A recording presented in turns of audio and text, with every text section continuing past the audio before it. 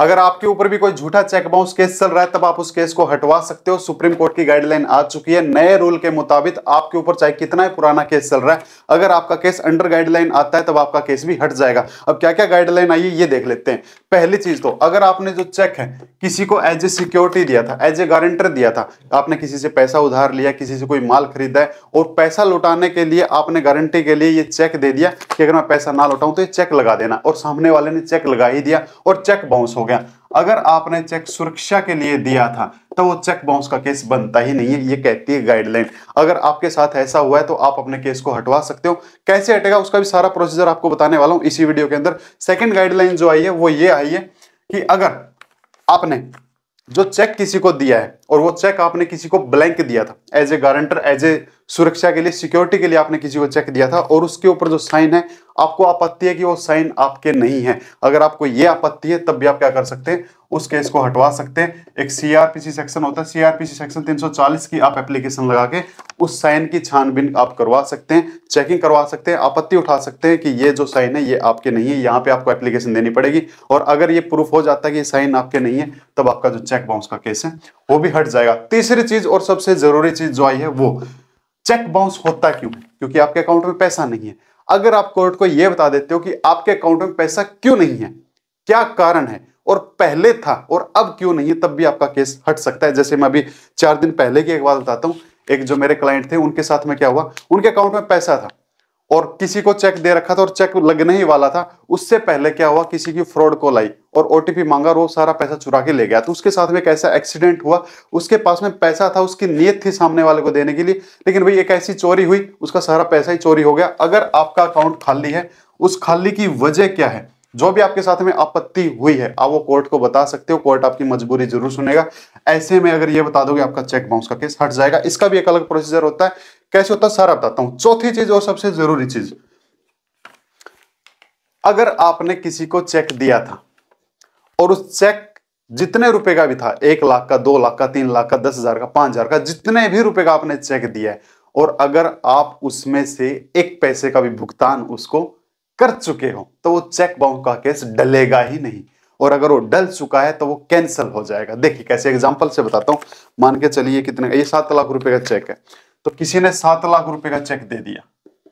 अब मैं सामने वाले को 10,000 रुपए फोन पे या गूगल पे कर चुका हूं और फिर अगर वो 7 लाख रुपए का चेक लगाता है और मेरे अकाउंट में कुछ भी नहीं है, यानी कि जितने रुपए का चेक था उसमें से अगर मैं 1 रुपए का भुगतान उसको किसी और तरीके से कर देता हूं, कैश दे देता हूं या फिर ऐसे गूगल पे से कोई ऐसा ट्रांजैक्शन उसको कर देता हूं ऑनलाइन, तो वो चेक बाउंस का केस बनेगा ही नहीं। क्योंकि कोर्ट का कहना है, गाइडलाइन का मानना है कि अगर आपने 7 लाख रुपए का चेक लगाया है पर आपको तो 7 लाख उससे लेने ही नहीं है ना, 10,000 तो दे चुका है, तो 7 लाख में से 10,000 भी तो घटाओ। अगर मैंने किसी से 1,000 रुपया लेना है और मैं उसको 100 रुपया गूगल पे कर चुका हूं, चेक दे रखा मैंने 1,000 रुपए का, तो अब तो उसको 900 ही देना है, वो 1,000 का चेक लगाएगा ही क्यों। तो अगर आपने उसको कोई भी एक पैसा ऐसे ऑनलाइन या ऑफलाइन नगद कैसे भी, जितना भी जो भी आपकी अमाउंट बनती थी, कुछ हिस्सा अगर आपने दे रखा ना तो वो चेक नहीं लगेगा। तो चेक बाउंस हो भी जाएगा तो चेक का मामला नहीं बनेगा, और ये चीज आपको कोर्ट को बतानी पड़ेगी। कैसे बतानी पड़ेगी वो चीज भी मैं आपको एक तरीका बताने वाला हूं, बड़ा अच्छा। आपके ऊपर चाहे 1 साल से, 2 साल से, 3 साल से, 4 साल से कितना ही पुराना केस चल रहा हो, आपका केस हट जाएगा अगर जैसे मैं बताऊंगा वैसे आप हिम्मत करके काम करोगे तो।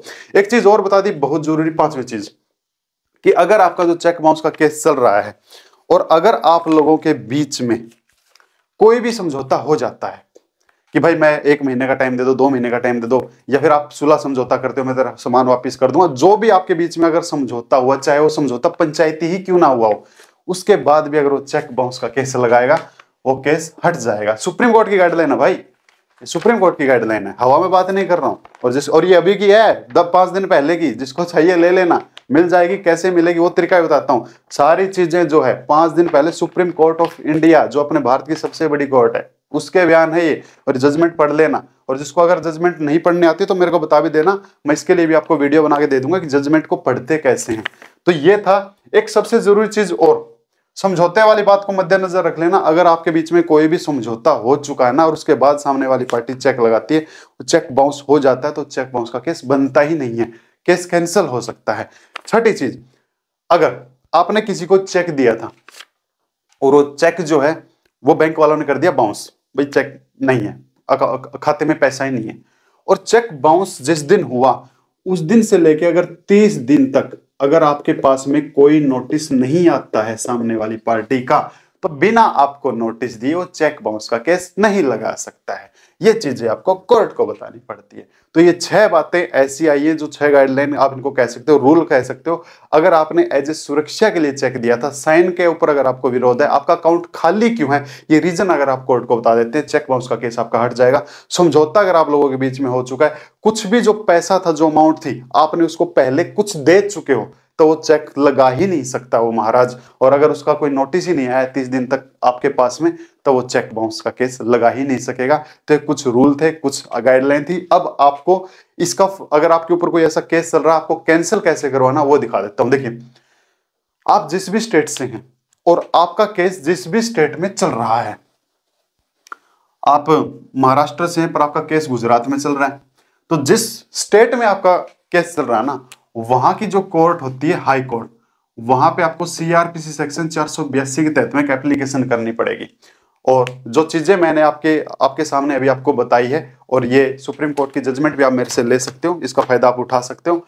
इनके तहत में अगर आपके साथ में कोई चीज हुई है, आप इसके तहत में जाके हाई कोर्ट के जरिए आप उनको बता सकते हो कि मेरे अकाउंट में पैसा क्यों नहीं है, आपने पैसा जो था वो एज ए सिक्योरिटी के लिए दिया था, आपके बीच में समझौता हो चुका था। अगर ये चीज आप प्रूफ कर देते हो, तब आपका चेक बाउंस का केस जो है वो हट जाएगा और आपको एक अच्छी मदद मिलने वाली है। अब ये जजमेंट आपको कहां से मिलेगा, तो भाई ये नीचे है ना, आपको डिस्क्रिप्शन में हमारे संपर्क सूत्र मिल जाएंगे, व्हाट्सएप ग्रुप भी मिल जाएगा, आपको नंबर भी मिल जाएगा, व्हाट्सएप नंबर भी मिल जाएगा, इंस्टाग्राम की आईडी मिल जाएगी। वहां से आप मैसेज कर देना कि चेक बाउंस वाली हमको सुप्रीम कोर्ट की जजमेंट चाहिए, ये आपको फ्री में मिल जाएगी। और एक चीज और भी बता देता हूँ भाई, मैसेज जो है बहुत ज्यादा बल्क में आते हैं, 10-15 हजार चैट हो जाती है नॉर्मली, तो रिप्लाई करने में थोड़ा टाइम लगता है। ये ना सोचें कि मेरा 2 दिन से रिप्लाई नहीं आ रहा तो शायद मेरे को नहीं मिलेगी, सबको मिलेगी, भरोसा रखना। बस हम भी तो काम कर रहे हैं आप लोगों के लिए, एक एक मैसेज का रिप्लाई करना आप समझ सकते हो। तो भैया ये वीडियो अगर आपको अच्छी लगी है तो प्लीज इसको सब्सक्राइब कर लें, आगे शेयर कर दें, नहीं अच्छी लगी इसको डिसलाइक कर लें, और अगर अच्छी लगी तो इसको लाइक कर लें। किसी एक के पास जरूर शेयर करें ताकि उसको भी मदद मिल सके। इसके अलावा एक अच्छी चीज और मेरे दिमाग में आ गई, वो भी बता देता हूँ। अगर आपने किसी को एज ए सिक्योरिटी के रूप में चेक दिया था कि पैसा दे दूंगा, तब तक के लिए मेरा चेक रख ले गारंटी के तौर पे, और सामने वाला क्या करता है, आपके चेक का कुचुम्बर बना देता है, ले भैया, तो ये उसको अब कोई नहीं बचा सकता। अगर आप चाहो तो उसके ऊपर क्रिमिनल चार्जेस लगवा सकते हैं। जो चेक आपने उसको दिया है, भले वो बाउंस हो चुका है, कोई दिक्कत नहीं है, पर बाउंस होने के बाद अगर उसको फाड़ देता है, ऐसे कर देता है, तो एक आईपीसी सेक्शन होता है, नया कानून में बता देता हूं। पुरानी जो आईपीसी होती थी उसका एक सेक्शन होता है 377, 7 साल की सजा है, और नया जो कानून बना है बीएनएस, इसके अंदर 343 नंबर की एक धारा है, 7 साल की सजा है।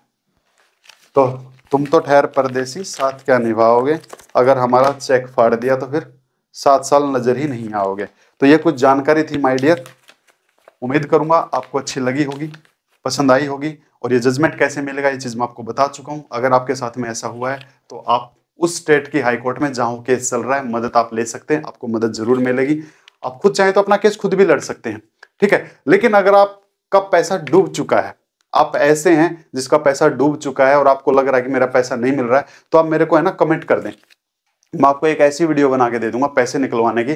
चाहे आपने किसी को माल बेचा हो, चाहे किसी को पैसा उधार पे दिया हो, चाहे गूगल पे किया हो, या आपसे गलती से पैसा किसी के अकाउंट में गिर गया, तो चुटकियों पैसा वापस आ जाएगा। एक ऐसा कानूनी तरीका बताऊंगा, अगर आप उसके ऊपर काम करेंगे तो। और जिसको ये वाला वीडियो चाहिए कि पैसा कैसे निकलवाया जाता है, तो जितने ज्यादा कमेंट आएंगे ना भाई, मैं उतना जल्दी आपको बना के दे दूंगा, ठीक है। तो थैंक यू माय डियर। किसी और टॉपिक पे अगर आपको वीडियो चाहिए कमेंट कर दें, हम आपके लिए जेन्युइन जानकारी के साथ में वीडियो जरूर बना के देंगे।